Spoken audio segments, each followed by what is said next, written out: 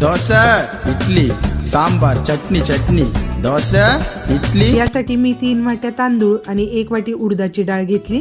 हे मिश्रण मी सकाळी भिजवलं होतं। रात्री हे मिश्रण मिक्सरवर बारीक वाटून घेतलं। त्यानंतर वाटलेल्या मिश्रणात 1 पळी तेल, मीठ आणि कडकडीत केलेलं 1 वाटी पाणी घालून घेतलं। हे सर्व मिश्रण मी व्यवस्थित मिक्स करून एका डब्यामध्ये बंद करून रात्रभर ठेवलं। सकाळी हे पीठ असं छान फुलून आलं होतं।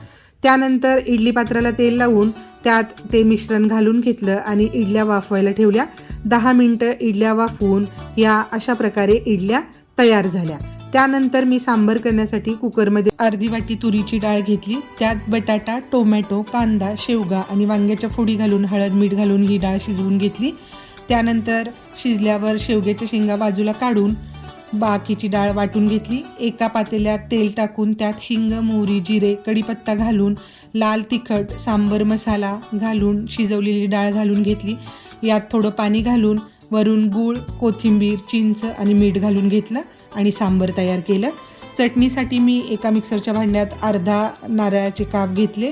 त्यानंतर त्यात फुटाण्याची डाळ, मिरची, कोथिंबीर, मीठ आणि दही घालून हे पाणी घालून व्यवस्थित वाटून घेतलं। याच्या फोडणीसाठी मी तडका पॅनमध्ये जिरे, मोहरी, हिंग, कढीपत्ता आणि मिरची घालून तडका दिला आणि ही इडली तयार।